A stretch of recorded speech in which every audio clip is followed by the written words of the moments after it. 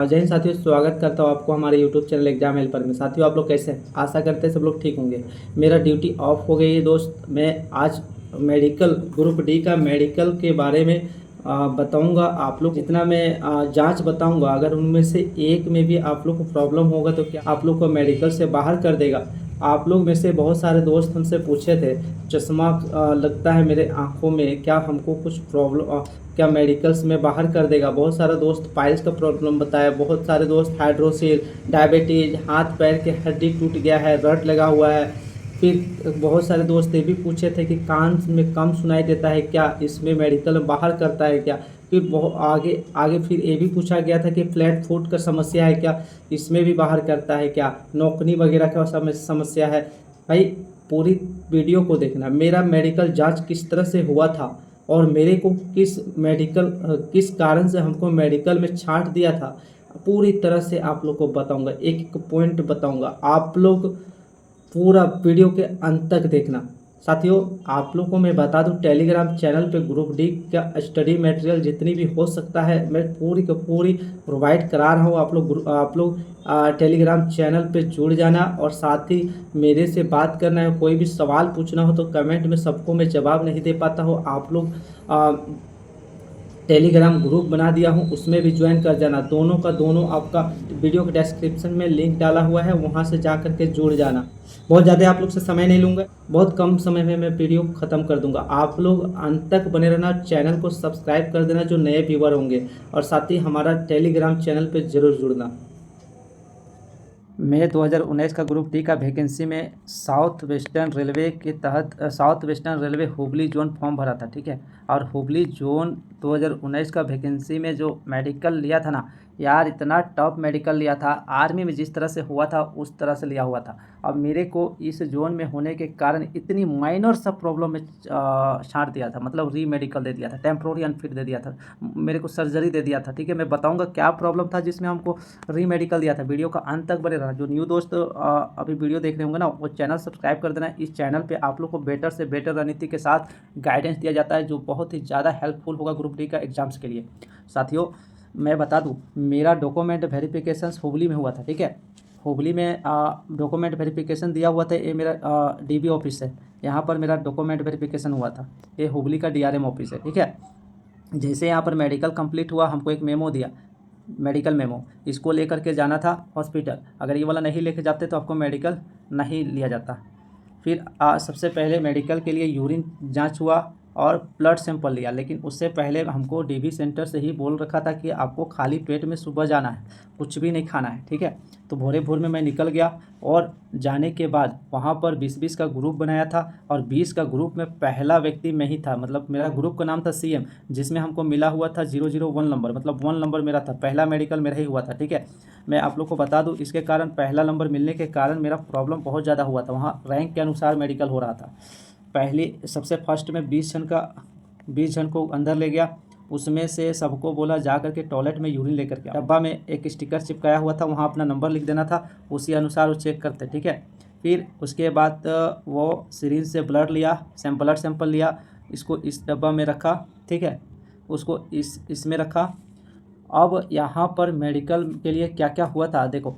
सबसे पहले उसके बाद 20 जन में से भी 5 जन को सिलेक्ट करके अंदर ले गया, जिसमें पहला लड़का मैं ही था। यानी हुबली जो है मेडिकल का शुरुआत ही मेरे से किया था, और इतना स्लो मेरा मेडिकल कर रहा था कि भाई कितनों माइनर सा प्रॉब्लम होता ना तब भी पकड़ लेता वो लोग। देखो, आँख का चेक हुआ। सबसे पहले आँख में मेरा क्या क्या चेक हुआ था: distance vision, near vision, colour vision, night vision, फिर बाइनोकुलर विजन, फिर लेसिक सर्जरी टेस्ट हुआ था, ठीक है। आपको डिस्टेंस विजन के लिए इस तरह का एक चार्ट था जो पूरा लाइट में था, ठीक है, लाइट में इसको दिखा रहा था। और नियर विजन के लिए ऐसा चार्ट दिया था। आपको मैं बताऊंगा, इस वीडियो को पूरा देखना आप लोग। फिर ये सारा बुक है, इसमें 38 पेज था टोटल। किस तरह से चेक हुआ था मैं बताऊंगा। फिर ये आपका है बाइनोकुलर टेस्ट, इसमें हुआ था, मतलब दोनों आँख का समन्वय को इसमें देखता है, ठीक है। फिर लेसिक सर्जरी हुआ था। फिर नाइट विजन इस तरह से चेक किया था। पूरा वीडियो का अंत तक बने रहना। जैसे सबसे पहले डिस्टेंस विजन चेक किया, उसके बाद नियर विजन चेक किया था। डिस्टेंस विजन में इस तरह का चार्ट था। इससे मेरे को 20 फीट दूरी पे बैठाया, ठीक है, एक चेयर पे बैठाया, पीछे तरफ डॉक्टर था और मैं यहाँ बैठा हुआ था, ठीक है। अब यहाँ पर एक असिस्टेंट था जो हॉस्पिटल अटेंडेंट होते हैं वो था, वो एक एक अक्षर पूछ रहा था और मेरा एक आँख चश्मा था इस तरह का, चश्मा के में एक कागज़ लगा दिया था एक आँख में, एक आँख से हमको देखना था। इसको सबसे पहले पूछा जो 6/60 होता है, उसके बाद इस तरह से पूछते पूछते यहाँ तक आया था, यानी 6/9 तक आया था। यहाँ तक मेरे को कोई भी दिक्कत नहीं हुआ। दूसरे आँख से देखने बोला, दूसरा आँख से भी सेम देखे, ठीक, दूसरा आँख से भी देखे थे। इसको देखोगे 6/6 होगा यानी A1 स्टैंडर्ड मिलेगा, इसको देखोगे 6/9 होगा यानी A2 मिलेगा। अब आप लोग रुक जाओ, जो साथी चश्मा पहनते हैं यानी पावर 2D से कम हो या 2D के बराबर हो, मतलब 2 डायोप्टर से बराबर हो, तो उसको चश्मा पहन के यदि 6/9 देख लेता है तो उसको स्टैंडर्ड मिलेगा A3, ठीक है। अगर 2 डायोप्टर से अधिक यानी 4 डायोप्टर से कम हो पावर, तो 4 डायोप्टर से कम पावर का चश्मा पहनता हो और वो चश्मा पहनकर 6/9 देख लेता है तो उसको मिलेगा B1, ठीक है। ये चश्मा वाला साथी लोग का बहुत सारे पूछ रहे थे, तो उन सभी के लिए ये बहुत ज़रूरी था बताना। अब आप लोग का ये भी सवाल आएगा कि भैया ये बताइए कि जिनका 4 डायोप्टर से भी अधिक पावर लगा हो तब क्या करेंगे। तो मैं बता दूं, 4 डायोप्टर से जितना ऊपर जाएगा ना उन सभी को C1 दे दिया जाएगा मेडिकल स्टैंडर्ड। क्या है कि इसमें B2 है नहीं तो आपको C1 देगा, B2 के लिए कोई भी पोस्ट नहीं है, C1 में दे देगा। एक साथी था मेरा, एक दोस्त था मेरे साथ जिनका मेडिकल हुआ था, वो उनका चश्मा पहनने के बाद भी कोई ज़्यादा सुधार नहीं हुआ था, वो यहाँ से ऊपर वाला को ही देख पा रहा था, इसलिए उसको दे दिया था C1 स्टैंडर्ड। आप लोग अपना आँख को एक बार जांच जरूर करवाना, आप लोग को सारा टेंशन ख़त्म हो जाएगा। फिर उसके बाद जैसे यहाँ डिस्टेंस विजन चेक हुआ ना, तुरंत हम लोग को उसी समय नियर विजन चेक किया था। नियर विजन के लिए एक टेबल था, वहाँ चेयर लगा हुआ था, अपोजिट साइड में डॉक्टर बैठा हुआ था, यहाँ पर हॉस्पिटल अटेंडेंट खड़े थे और एक छोटा सा बुक था उसको रखा, उसमें ढेर सारा मल्टीपल लैंग्वेजेस में इस तरह से लिखा हुआ था। इसमें से बड़ा से लेकर के छोटा तक को पढ़ना था। एक आँख को बंद करके पूछ रहा था, ठीक है। सबसे छोटा वाला को पढ़ने वाला व्यक्ति नॉर्मल आँख माना जाता था, एकदम छोटा छोटा पूरा मिही मिही लेटर में लिखा हुआ था। मेरा चेक हुआ था उस समय, मैं हिंदी चूज किया था, हिंदी में मैं पढ़ा था, तो अकबर बीरबल का कहानी था, ठीक है। फिर आगे बता दो, मेरा चेक हुआ था उसके बाद कलर विजन, नाइट विजन, ये दोनों साथ ही हुआ था। कलर विजन में इशारा बुक में टोटल 38 पेज था, इसको एक बार शुरू से लेकर लास्ट तक एक एक को पूछा, फिर लास्ट से लेके शुरू तक को एक एक दोबारा पलट करके पूछा, फिर रैंडमली कहीं से भी उठा कर पूछ रहा था। लगभग 3 से 4 मिनट मेरे को इशारा बुक से पढ़वाया था, ठीक है। बहुत सारा मैं नंबर ही नहीं लिखा हुआ रहता था, उसमें बोलता था पेन से घुमाओ, इस तरह से चेक करा था। फिर उसके बाद उसके बाद चेक हुआ था, थोड़ा सा जल्दी हुआ था, लेकिन मेरा टाइम में बहुत ज़्यादा स्लो हुआ था, क्या है कि पहला स्टूडेंट मैं ही था जिसका हुबली में जांच हुआ था। फिर नाइट विजन चेक करने के लिए इस तरह का आपको एक चश्मा दे देगा जो 2 कलर का रहेगा। आपको चश्मा देने के बाद एक बत्ती को दिखाएगा जो छोटा छोटा जलेगा, जिसमें 4 कलर रहेगा। आपको इस तरह का कलर देगा, उसको पढ़ना था। इसमें पूछेगा कौन सा कलर जल रहा है और कौन सा कलर किस साइड है, इस तरह से पूछता था, ठीक है। एक वाइट था, एक येलो था, और एक वाइट था, एक रेड था, एक ग्रीन था और एक येलो था, इस तरह का कलर था, ठीक है। इसको इस तरह से भी दिखाया चारों तरफ। अब बोला कि कौन सा कलर किस साइड में है, इनमें से एक को बंद कर देता और बोलता था कितने कलर अभी जल रहा है, ठीक है। अगर आँख नॉर्मल होगा तो आप आराम से देख लोगे। और मैं बोलता था 3 कलर जल रहा है तो कौन सा कलर किस साइड पे है, इस तरह से पूछता था। उसके बाद बाइनोकुलर विजन और लेजिक सर्जरी मेरा सबसे लास्ट में हुआ था, क्योंकि लेजिक सर्जरी के लिए जो भी मशीन होता है ना, वो मशीन हुबली हॉस्पिटल में नहीं था, हम लोग को धारवाड़ जाना हुआ था। हुबली से लगभग 50 किलोमीटर डिस्टेंस में था, यहाँ पर से जा करके जांच करवा के आए थे। बाइनोकुलर टेस्ट में क्या होता है, दोनों आँखों को समन्वय को चेक करता है। एक टॉर्च को आँख में मारेगा और उसके बाद टॉर्च का रोशनी जिधर होगा उधर ही आपको ये पुतली को भी उधर ही करना है, ठीक है। उसी तरह अगर इधर जा रहा है तो दोनों को इसी साइड करना है। इस तरह दोनों आँख का समन्वय को चेक किया था। लेजिक सर्जरी को मैं बता दूं, ये जैसे मेरे को रूम के अंदर ले गया था, तो यहाँ पर जैसे मेरा एक दोस्त है जो कर्नाटक का ही रहने वाला है, उनका यहाँ पर चेक हो रहा था, इस कोना में मैं बैठा हुआ था, इनके बाद मेरा ही नंबर था। आपका लेजिक सर्जरी है तो आपको इसमें स्पष्ट रूप से पता चल जाएगा। सबसे पहले तो आपका आँख में ड्रॉप डाल देगा भर भर के, ड्रॉप डालने के बाद आपका ये वाला चेक करेगा, ठीक है।